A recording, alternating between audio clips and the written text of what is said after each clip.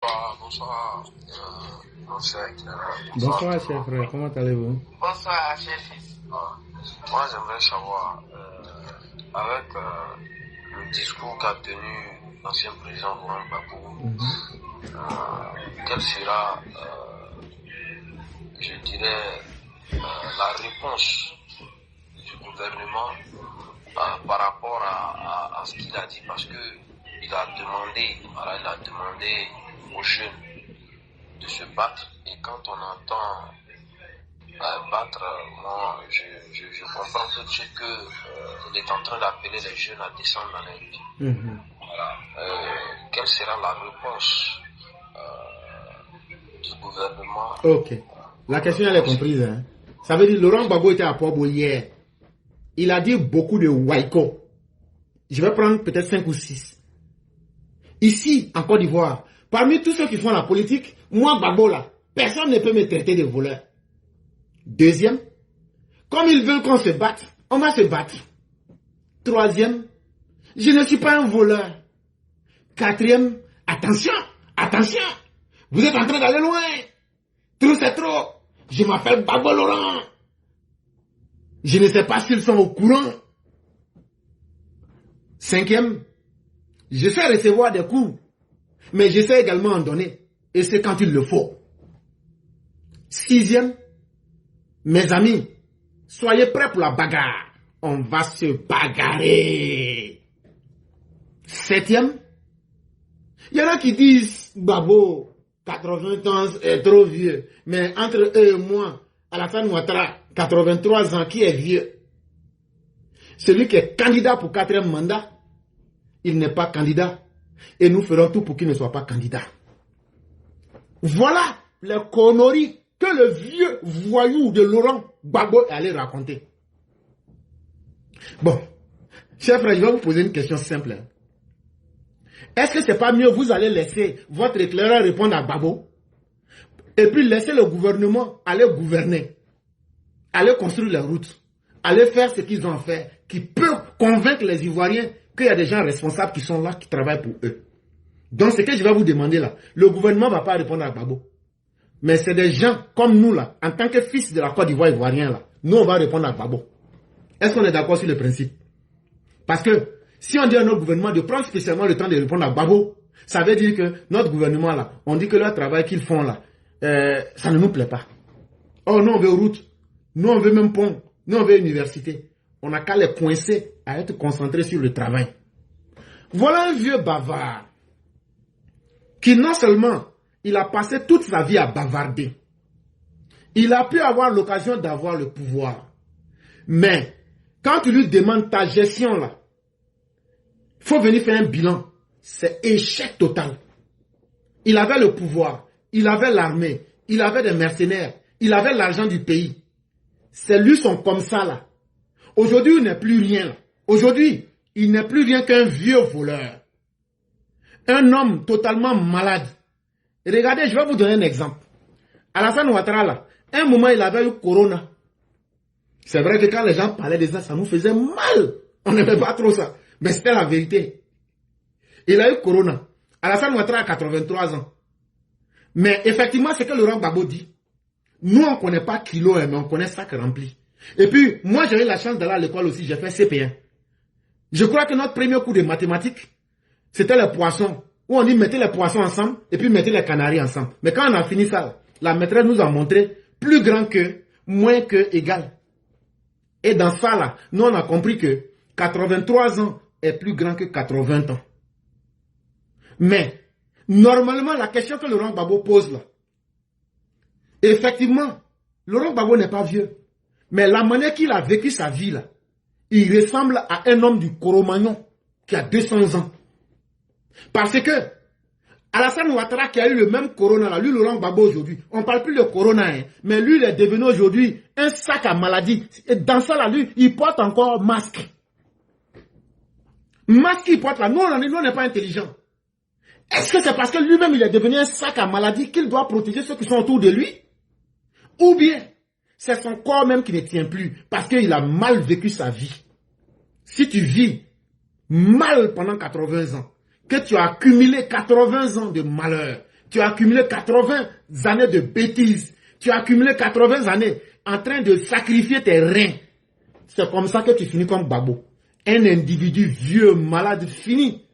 Et qui est à la limite même de la sénilité. Ça veut dire ton. Mais à contrario, un vieux qui a 83 ans, Alassane Ouattara là, moi là, ce que je dis là, c'est ce que je vois. Le nouveau palais qu'il a construit là, pour aller dans son bureau là, il y a 15 escaliers. Connaissez Gawa qui fait semblant. Chaque matin là, il monte les 15 escaliers là, il n'attrape même pas les bois qui sont à côté. Le soir aussi là, quand il descend là, il descend ça tranquillement. Mais là, on va déclarer, ça c'est ce que toi tu vois. Alassane Ouattara, c'est 80 ans là. Il est là en Corée, tout le monde a vu. Il prend le livre là, il lit. Les gens disent, mais tu as quel âge? Je dis 83 ans. Tu ne portes pas lunettes? Ça veut dire, quelqu'un qui a mal vécu sa vie là, est-ce que cette personne-là peut parler pour arranger la vie des autres? Laurent Gbagbo est un vieux voyou. Et Laurent Gbagbo, c'est comme les vieux voyous. Quelqu'un, tu as toujours mal vécu ta vie. Tu étais un vogo dans le coin. Toi, tu étais là, dans les mauvais coups. Un vieux braqueur. Est-ce qu'un vieux braqueur, à la fin de sa vie, peut donner des conseils aux enfants du quartier? C'est comme une vieille Boclet. Quand elle a fini sa vie là, et puis, elle a abîmé comme punais, crevé là. C'est elle qui vient s'asseoir pour dire les enfants, hein, la vie est comme ça. Toi qui es un bon enfant là, tu peux écouter une vieille Boclet. Bon, Boclet là, son modèle garçon là, c'est ça qui est Gbagbo. Vieux bandit con. C'est ça. Donc quand un vieux bandit con vient parler là, si notre gouvernement lui répond là, on devient un gouvernement de cons. Laissez des gens comme nous répondre. Laurent Gbagbo, moi je vais prendre tes propos un à un puis te dire ton vrai nom. Tu dis qu'en Côte d'Ivoire là, que tous ceux qui font la politique là, qu'il n'y a personne qui peut te traiter de voleur. Mais là tu as menti. C'est justement ça même que Alassane Ouattara dit. Quand tu as jugé là, tu as volé l'argent, tu es voleur. Mais avant que les autres vont te dire ça là, toi-même l'interview que tu as réalisée avec Alain Faucu là, tu as dit que tu es un voleur. Toi-même tu as dit ça. Donc là, ce que tu représentes, la honte que tu représentes là, ce n'est même pas aux autres de le savoir. Toi-même déjà, tu fais la promotion de la honte humaine que tu es.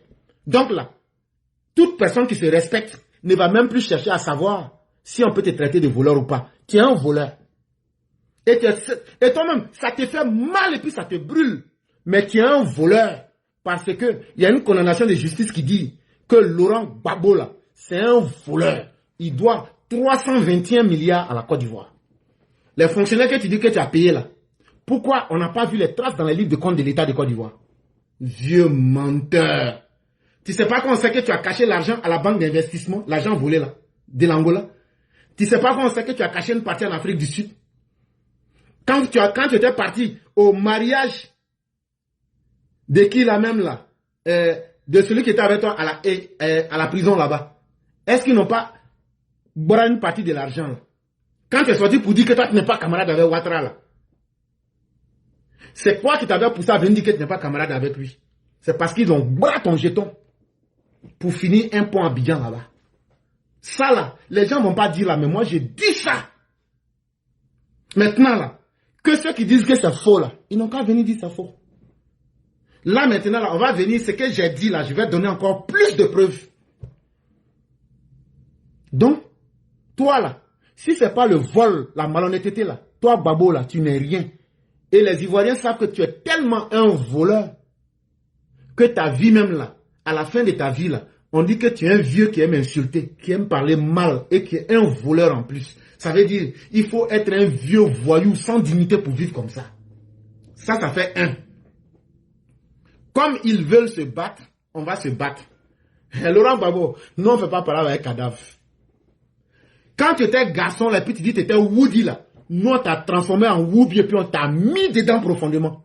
On t'a attrapé comme un chien. Et puis tu es traîné, tu as crié, ne me tuez pas, ne me tuez pas. On t'a mis à Korogo. Dans ta honte là, quand tu étais au golf, on dit tu veux manger quoi? Il dit je veux manger cuisse de poulet, KUS de poulet. C'est pas aujourd'hui que tu es devenu misérable comme une mauviette que nous, on va aller se battre contre toi. C'était au moment où tu étais fort là. On a pris nos carporaux avec nos chasseurs de perdrix là. Et puis on a écrasé tes couilles.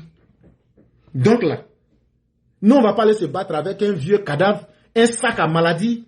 Toi-même, tu as déjà même un problème. Ceux qui sont autour de toi là, tellement tu as une sale vie. On dit, il faut te protéger pour que tes maladies, toi seul, tu n'as qu'à les respirer dans ton corps là-bas. Sinon, on va se battre avec quelque chose comme ça là. C'est nous de qui on gâte. C'est comme un lion qui vient se battre avec un perroquet. Quand même, on se respecte un peu et nous, on ne tombe pas dans ça. Donc là, toi-même là, ta maladie là, c'est ce qui est en train de... C'est ce que tu vas te battre avec ta maladie. Tu vas te battre avec ta malhonnêteté de vieux voyous voleurs. Tu vas te battre avec ça. Tu vas te battre avec la sale vie que tu as menée. Aujourd'hui là, la vie de d'homme malhonnête que tu as menée là, c'est ça. Tu vas te battre avec ça. Et c'est ça qui fait le plus mal dans la vie. Quand tu dois être toi-même ton propre ennemi et te combattre là, c'est ça qui est sur toi. Tu dis aussi que, attention, vous êtes en train d'aller trop loin. Trop, c'est trop. Je m'appelle Babo. Je ne sais pas s'ils sont au courant. Laurent Babo, nous, on ne sait même pas que toi, tu es quelqu'un. Nous, on ne sait même pas que de quoi toi, tu es capable. On sait que tu as fait les escadrons de la mort.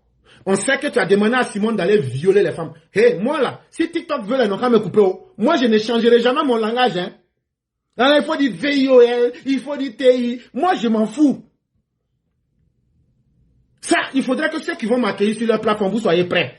De la manière je ressens les choses là. De la manière ça s'est passé là. C'est comme ça que je vais dire. Si on me coupe là, je m'en fous. Je n'ai pas besoin de salaire. Je n'ai pas besoin de reconnaissance. Mais au moins là, j'ai dit ce que je voulais dire, les gens ont entendu. Laurent Gbagbo, tout le monde te connaît. On sait que tu es un vieux malhonnête. On t'appelle le maître de la boulangerie. Laurent Gbagbo, on sait que tu es le parent des escadrons de la mort. Laurent Gbagbo, on sait que c'est toi qui as sacrifié les fils et les filles de l'Ouest. Et tu as protégé Mama, tu as protégé Daloa. Mais tu as sacrifié les ouais et les fils de l'Ouest. Ça, on te connaît. Laurent Gbagbo, on sait aussi que tu es un vieux vaurien. On sait aussi que tu es un vieux frivole. Ça veut dire, toi là, femme mariée des gens, petite fille de quartier, toi là, tu faisais des gens, quand tu étais au pouvoir là, les Stéphane Kipré se promenaient pour chercher les filles. Et tu les prenais, tu distribuais l'argent. C'est dans ça qu'on t'a connu. Donc on est au courant de toi. Mais c'est surtout ça qui a fait que tu es devenu aujourd'hui le ver de terre que tu es. Tu n'es plus rien que l'homme de toi-même. Tu n'es plus rien d'autre qu'un vieux déchet non recyclable de la vie. Laurent Gbagbo. Et donc là, ça fait que là, tu n'intéresses même plus. Aujourd'hui, quand les gens s'en vont t'écouter à tes meetings là, les gens s'en vont simplement pour essayer de voir comment on peut rire. Parce que quand on regarde quelqu'un, on dit c'est celui-là qui avait été président des Ivoiriens. Mais regardez aujourd'hui comment il se comporte comme un vieux con. C'est ça qui fait que les gens s'en vont dire le vieux con là arrive encore. Hein. Ce plouc là, ce histrion là, il arrive encore. Il veut venir essayer d'obombrer le peuple, de matagraboliser le peuple. Mais les gens sont devenus intelligents. Tu ne peux pas tirer les gens à quitter dans la lumière pour aller dans ton obscurité, Laurent Gbagbo. Toi, tu es le symbole même de l'obscurantisme, de tout ce qui est noirâtre dans l'espèce humaine. Donc là, si aujourd'hui la vie normale que les Ivoiriens mènent, la paix, la tranquillité que toi tu as toujours été incapable de leur offrir, si c'est ça qui est devenu trop de paix, est devenu trop là, en tout cas ça va continuer d'être. En tout cas ça ne va pas cesser. En tout cas, les conneries auxquelles tu étais habitué, là, tu vas mourir avec la haine et surtout avec l'angoisse de voir que tes méfaits là, tu ne pourras plus les reproduire. Tu as dit que tu sais recevoir des coups, mais que tu sais aussi donner des coups au bon moment. Ça, c'est pas avec Ouattara. Ça, là, c'est pas avec TBO. Les conneries que tu avais l'habitude de faire, là. Enfant microbe que tu étais, et puis tu partais dans les voitures de l'ordre pour aller voler les gens, et puis voler, sous prétexte que tu es vendeur de chewing-gum, tu te vas voler, et puis regarder en bas des femmes mariées dans les voitures de l'ordre, les voitures qu'on appelait rendez-vous. Ça veut dire quand il rentre dans les bâchers là, vous vous regardez face à face. Il rentre dedans, que lui il est en train de vendre chewing-gum. Et puis maintenant, il fait semblant que chewing-gum est tombé et puis il regarde slip des femmes là. Toi là, quand tu as accumulé autant de malédictions, tu ne peux connaître que la vie que toi tu connais aujourd'hui. Et ce sont ces beaucoup de tes méfaits là qui sont sur toi. Et c'est pourquoi tu te comportes comme un dangadin. Parce que un homme qui est fort là ne parle pas. Laurent Gbagbo, toi tu étais au pouvoir, les coups que tu as donnés là, des simples rebelles ont neutralisé ça. Alassane Ouattara a neutralisé toi tes coups avec bic, avec stylo. Aujourd'hui là, c'est Alassane Ouattara à l'armée. C'est Alassane Ouattara à son propre bic. Il est plus en bonne santé que toi. Et ce qu'il était hier, puis t'as fait tomber là, il est devenu 15 ans plus puissant encore. C'est toi comme ça là, qui va toi tu peux donner quoi à qui? Mais on t'attend. En fait, tu parles fort, mais tu n'inquiètes personne. Même Petit Soro Guillaume t'a inquiété. Que toi, Laurent Gbagbo, là, à part ta beuve là pour crier là, tu n'es rien. Et qu'à Marcoussi là, si tu veux crier là, lui va crier sur toi. Après encore, des Villepin est venu là, crier sur toi, tu t'es arrêté comme ça. Donc tu n'es rien. Et tu ne peux plus rien être parce que tu ne vaux plus rien. Mes amis, soyez prêts pour la bagarre. On va se bagarrer. Bon, c'est ce côté-là qui fait que les gens ne m'aiment pas. Parce que de la manière que tu parles là, c'est comme ça, moi je te réponds. Il dit maintenant aux enfants des autres. Il cache ses enfants. Il ne dit pas à Michel Oreya ou bien à Noiro de venir, vont se battre pour lui. Hein. Les enfants des gens. Les gens qui ont mis leurs enfants au monde. Et puis ceux-là, ils ont décidé de démissionner de leur propre vie. Parce qu'ils n'aiment plus la vie. Que lui, il les recherche. Ils n'ont qu'à venir. Ils vont verser leur sang comme mouton de Tabaski. Bon, moi, je vous dis, hein, moi-même, quand j'étais à Abidjan, là, ça fait 2 semaines que je suis revenu. C'est surtout ça qu'on est allé préparer. Comment on va bien vous égorger. Comment on va bien vous massacrer. Si on me coupe, je m'en fous. Mais au moins, je dis ce que je pense. On est prêts. Tous ceux qui veulent mourir, nous allons vous ouvrir la porte à la mort. Est-ce que ça, là, quand je parle comme ça, c'est pas clair? Est-ce que ça, là, je dois réexpliquer 1000 fois? Donc, s'il vous plaît, ce qu'ils veulent, là, qu'on a qu'à leur donner, là, on est prêt aujourd'hui. Et on va leur donner ça propre. Et de la belle des manières. Mais surtout avec une idée en tête. Vous avez fait violer nos mères. Vous avez fait tuer nos parents. Vous avez rendu nos enfants microbes. Vous avez créé des escadrons de la mort. Cette fois-ci, c'est notre occasion de refaire ce que vous nous avez fait. Et on ne va pas hésiter, on ne va pas reculer. Donc, Laurent Gbagbo, ton jour est notre jour. Mais ce jour-là, toi-même, ton cadavre aussi, on va traîner ça dans la rue d'Abidjan. Comme pour Kadhafi. Il faut t'apprêter pour attendre ça aussi. Et là, tu as parlé de l'âge d'Alassane Ouattara, qui est en train de faire 4e mandat. Laurent Gbagbo, si c'est 4e mandat là qui te fait mal, là, je vais te dire que enfant maudit ne peut pas faire 4e mandat. Alassane Ouattara, là, c'est parce que sa maman l'a béni. Sa maman, là, la maman du président, là, elle n'était pas poclaire. Elle l'a béni. Et lui-même, il est enfant béni. Sinon, on a vu toi, ta maman Gado, là. Quand le journal est sorti, comment ton père est revenu, il est venu la trouver enceinte, là. Quand elle a expliqué, là, vous avez payé ces journaux-là et caché. Mais la maman d'Alassane Ouattara, là, elle, on l'a pris à la DST pendant 6 heures du temps. Faut dire simplement, Alassane Ouattara n'est pas ton fils. Elle dit, je n'ai pas connu un autre homme et je ne vais jamais changer. Donc là, cet enfant d'une femme digne, Nabintou Ouattara, là, il a le droit même de faire jusqu'à 10e mandat comme Poutine. Poutine, ça fait 25 ans, non? Alassane Ouattara va faire 45 ans. Alassane Ouattara, là, vous parlez, vous criez, là. Tant que les Ivoiriens l'aiment, là, c'est vous qui parlez de mandat. Nous, on s'en fout. On va faire ce qu'on doit faire. Tant que Alassane Ouattara dit que lui peut travailler pour les Ivoiriens, c'est vous qui vous fatiguez avec mandat. On dit, quand on coupe ta tête, là, faut pas t'inquiéter de ton oreille. Dans un business où on a coupé ta tête, où est mon oreille? Mais ça finit, tout est parti. Si tu n'as pas compris ça, quand on dit que l'année est gâtée, là, faut pas compter les mois. Quand ton année est gâtée, là, faut pas dire, bon, tel mois, juin était bien, mais comme c'est là, hey, c'est l'année qui est gâtée. Laurent Gbagbo, ta vie est poto-poto. Ta vie est gâtée. Et c'est cette humiliation, c'est cette honte qui fait que tu es devenu aujourd'hui aussi noirâtre que la partie sombre de la lune. Et aujourd'hui, tu ne peux que être un propagateur de mauvaises valeurs. Mais nous, on s'en fout de toi. tu n'es plus rien en Côte d'Ivoire. Tu ne seras plus rien dans cette vie. Je ne parle même pas de la Côte d'Ivoire. Parce que tu n'es que la représentation, le symbole parfait de la honte. C'est ce que tu es. Et nous, aujourd'hui, là, on va continuer à éduquer le peuple. On va plus s'amuser avec des vauriens comme vous pour venir leur perdre le temps, pour venir leur offrir la mort, pour venir leur offrir le désordre. Ça, ce temps-là, il est terminé. Donc, je m'arrête là.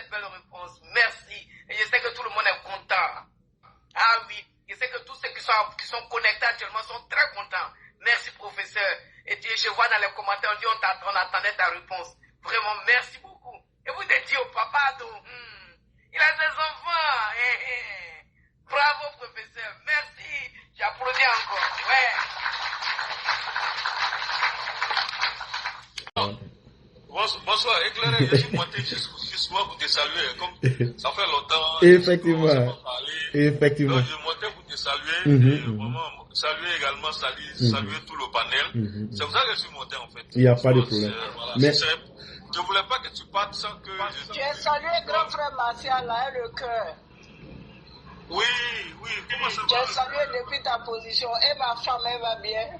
Ça va, tout le monde va bien par la grâce de Dieu. Donc, vraiment, je voulais te féliciter pour tes réponses, surtout sur Laurent Gbagbo. J'ai vraiment aimé, franchement. Et je vais découper après aussi pour mettre, pour qu'ils entendent. Ouais. Là, comme ça, là, on va même plus perdre le temps avec eux. On va les pédaler au même rythme. Quand on va finir là, je vais couper la section là et puis balancer.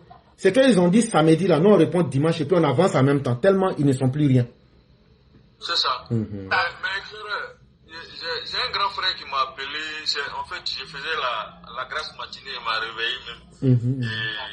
Et il était très fâché. Ouais, Babou a mal parlé. Non. Mais cette réponse qu'on lui a donnée là, après quand je vais finir là, quand je vais finir, que je vais découper là, vous allez lui apporter la même réponse. Et puis on va voir maintenant si nous aussi on ne sait pas parler mal aussi. C'est ça. Voilà. Moi, j'ai dit au grand frère que si tu vois que Babou il parle comme ça, parce qu'en fait il est désespéré. C'est ça surtout. Parce que voilà, si quelqu'un qui n'est pas désespéré, qui a véritablement un vrai plan préparé là, il va endormir le pouvoir et puis frapper. Mais s'il vient et dit devant tout le monde, c'est pour encourager ses militants. Éclairant qui a tout dit, tu dis cela, ils ont la beuve, ils bavardent, mais en réalité là, il n'y a rien au fond. Parce que quelqu'un qui est sûr, qui veut frapper vraiment, qui veut empêcher, comme il dit là, lui n'est pas candidat. Et puis vraiment, Gbagbo, franchement, encore une fois, il a démontré qu'il ne faut rien attendre de Gbagbo. C'est un véritable suppôt de Satan. Le monsieur que vous voyez là. Il n'adore rien d'autre que Satan. Pourquoi je dis ça? Et regardez d'abord ses propos, mais dans ça, il s'amuse à parler de la mort d'Amadou Gon, et puis il est content, il rit, il est heureux, il jouit. Oui, Amadou Gon ne va pas mourir 2 fois. De toute façon, Amadou Gon est déjà mort, il ne va pas mourir une 2e fois, donc il n'y aura pas de 4e mandat. Et il rit, il est content de dire ça. Comme si lui, il va rester sur la terre ici. Comme si lui aussi ne va pas mourir un jour. Vous voyez, cet individu-là, ce monsieur n'est pas autre chose qu'un véritable. Il a passé des pactes avec Satan. Et il est dans ça. Il a passé des pactes très sataniques, des pactes diaboliques. C'est l'incarnation, c'est une forme de. Vous savez,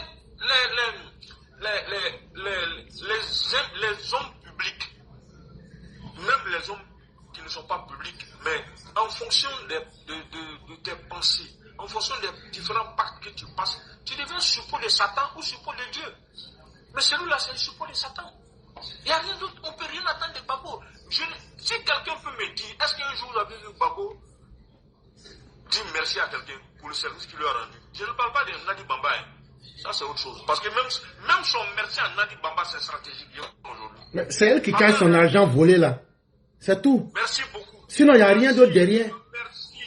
Merci, que Dieu te bénisse. C'est à cause de l'argent qu'il a volé. C'est elle qui est son prêtre non principal.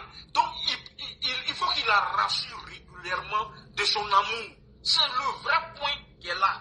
Il faut que les GPV là, vous sachiez ça. Gbagbo ne remercie pas Nadi Bamba parce qu'elle a préparé pour lui. Non. Il lui dit merci et il a même épousé pour ne pas perdre le jeton là, l'argent là. C'est ça que Gbagbo regarde.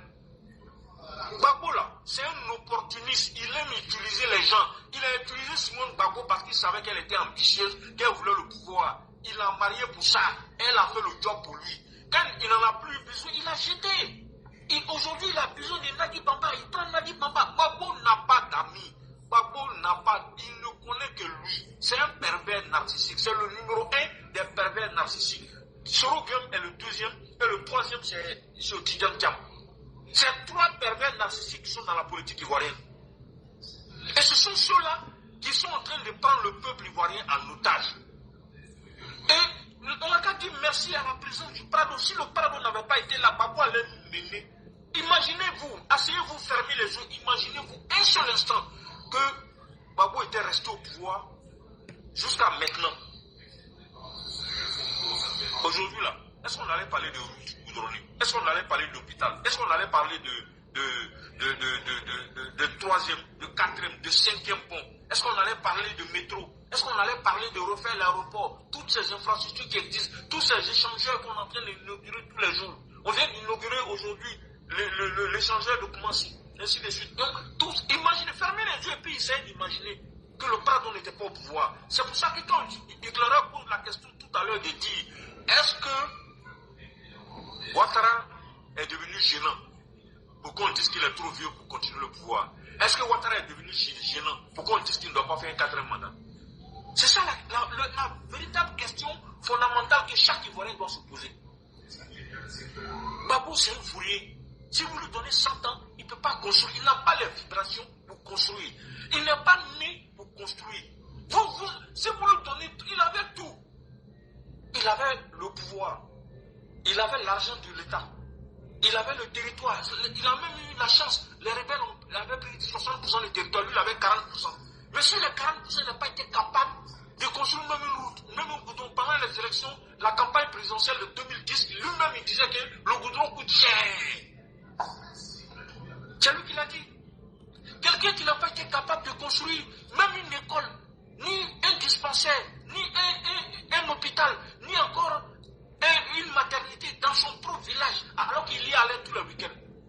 Vous voulez qu'on lui donne la Côte d'Ivoire? Il n'a pas été capable de réconcilier son propre groupe. Vous voulez qu'on lui donne la Côte d'Ivoire? C'est celui-là qui a venu s'asseoir, il a du mal à marcher, il va venir s'asseoir pour dire que Alassane Ouattara est plus vieux que lui. Donc Alassane Ouattara, non, ce n'est pas une affaire d'âge. C'est une affaire d'hygiène de vie. C'est ce que Claude a dit, c'est la vérité. C'est une affaire d'hygiène de vie. Depuis que nous on connaît Alassane Ouattara, là, depuis près de combien d'années, depuis 90 jusqu'à aujourd'hui, là, nous on ne le connaît qu'avec une seule femme. On n'a jamais entendu parler qu'Alassane une maîtresse. Même à un moment donné, les gens racontaient qu'il avait une maîtresse. Ok, soit. Mais n'empêche qu'il n'y a pas de preuve. Alors que pour Gbagbo, là, tout le monde sait que c'est un gars qui n'avait pas de frein. Lui-même, il a reconnu, il a dit. Lors d'un meeting, lors d'un discours, il entretenait les gens, il a dit que lui, si ça fait des femmes là, lui, en tout cas, il reconnaît qu'il n'a pas de frein de ce côté-là. Donc c'est quelqu'un qui a fait du vagabondage sexuel. Et c'est normal qu'au soir de sa vie, il soit fatigué comme ça. Parce qu'il s'est dépensé inutilement. Parce que la sexualité débridée là, le résultat c'est ça, à la fin. Il n'avait pas une bonne hygiène de vie, en fait. Donc, c'est normal que lui qui soit le petit frère, il est plus fatigué que le grand frère. C'est tout à fait normal. Non, nous, ça ne nous étonne pas. Mais le fait de venir brailler, de crier dans un meeting, ça ne fait pas de lui un brave, ça ne fait pas de lui un tueur. Quand il dit que lui, Laurent Gbagbo, on le connaît, oui, on te connaît comme étant un poltron, on te connaît comme étant un fourrier, on te connaît comme étant un incapable. On te connaît comme étant un plaisantier groupé. Quelqu'un qui est un incapable notoire, ça, il n'y a même pas de débat dans tous les domaines de l'État. Tu es un incapable. Aucun pouvoir régalien, même pour mater les gens, tu ne sais pas mater. Parce que tu passes ton temps, tu es plus facile que mater une population. Oui, on a vu en 2020 là, le professionnalisme de la répression de l'armée, de la police et de la gendarmerie.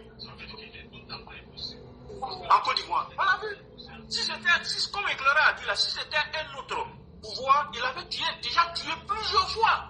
Au contraire, même ce qui s'est passé à la MACA récemment là, c'est le professionnalisme des gendarmes qui étaient là qui a fait qu'il n'y a pas eu de mort. Sinon, il y aurait eu de mort parce que les gens ont menacé. Ils ont même tiré. On a vu le pistolet dans la main du gars. Donc vous voulez, c'est pour vous dire qu'on a la chance que le pays est dans les mains de celui qui devrait avoir le pouvoir depuis toujours. Donc la question de savoir s'il doit continuer ou pas, ça ne se pose pas nous à notre niveau. Et ça ne se pose pas au niveau de la majorité des Ivoiriens. Donc tout ce que les gens peuvent raconter, c'est qu'ils peuvent raconter leur vie. Mais la réalité est que quand chacun rentre dans sa maison, dans sa chambre, qu'il est couché derrière sa femme là, il sait que c'est le prado qu'il lui faut. Ne serait-ce que même pour la question de sécurité. Et moi je mets le pied dans le plat. Si les gens ont peur de TBO, ce n'est pas simplement parce qu'il est ministre de la Défense, c'est parce que non seulement il est un bon ministre de la Défense, c'est l'un des meilleurs ministres de la Défense que nous avons eu, mais en plus, ils ont peur. C'est un problème. Chacun sent et pose un problème de succession. C'est ça la vérité. Les gens, ils veulent anticiper, commencer à saluer le monsieur parce qu'ils savent qu'ils peuvent compter dans la succession du Prado. Ils savent. Chacun sait, quand on s'assoit, puis on regarde là, nous tous on sait qu'aujourd'hui là, si on regarde bien celui qui peut assurer la succession du vieux là, son petit frère est très bien placé pour le faire. Il faut qu'on ait le courage de le dire. Il faut qu'on ait le courage d'aborder la question. Moi, je n'aborde pas la question en tant qu'EPV. J'aborde la question d'abord en tant qu'Ivoirien et en plus en tant qu'EPV. Et je le dis, je n'ai pas peur de le dire, je m'en fous éperdument de ce que les gens peuvent penser. Le vrai fond du problème, ce n'est pas de savoir si c'est son petit frère. Le vrai fond du problème, c'est de savoir est-ce qu'il est capable. C'est ça. Moi, je réfléchis en termes de capacité. Comme disent les Anglais, en termes de capability. C'est ça. Est-ce qu'il est capable de continuer l'œuvre du grand frère? C'est celui qui est le mieux placé. Et celui qui ne va jamais le trahir, c'est lui-là. C'est clair, je vais m'arrêter. Je valide. Ok. Merci beaucoup, cher. Merci beaucoup, cher. Je voulais juste monter pour te saluer, mais tu connais, en plateforme là, quand tu montes, on dirait qu'il y a un médicament là-bas, ça te pousse à parler. Merci beaucoup. Merci infiniment, cher patriote. C'est la pradocyline. Merci beaucoup. C'est ça. Et puis bon, éclairé, toi-même quand tu parles, tu es inspirant. Parce que quand tu parles, tu inspires par tes propos, tu permets, tu provoques effectivement des réactions positives qui font qu'on a envie de donner une contribution, d'apporter de l'eau à ton moulin, t'accompagner dans ce que tu es en train de dire. Donc ça fait que quelquefois quand on monte, on a envie de dire deux mots quand même. Et c'est vraiment pour ça que je suis monté. Je voudrais encore une fois te remercier vraiment ta disponibilité, ton énergie, ton don de soi pour chaque jour que Dieu fait. Voilà, et on est très content de te retrouver avec la vivacité qu'on te connaît. C'est vrai que c'est normal, on peut avoir quelques moments de fatigue. Tu as eu un moment de fatigue, Dieu merci. Tu as retrouvé le punch qu'on te connaît, le verbe aussi qu'on te connaît, et on te remercie beaucoup. J'ai vu que le frère Amara était en bas, je ne sais pas s'il va monter, j'espère qu'il va monter. Le frère Meïté, il faut laisser ma soeur Sali tranquille, sinon nos camaraderies doivent se gâter. Voilà, c'est ma soeur, ce nous faut donc. Faut pas te frotter à elle, sinon c'est pas bon. Voilà, tu distribues visa là, faut donner pour moi aussi. Ok. Voilà, donc c'était ça, éclairé. Vraiment, merci et bon courage et bonne continuation à tout le monde. Merci beaucoup, cher patriarche. Merci infiniment. Et que la grâce de Dieu demeure en chacun de nous.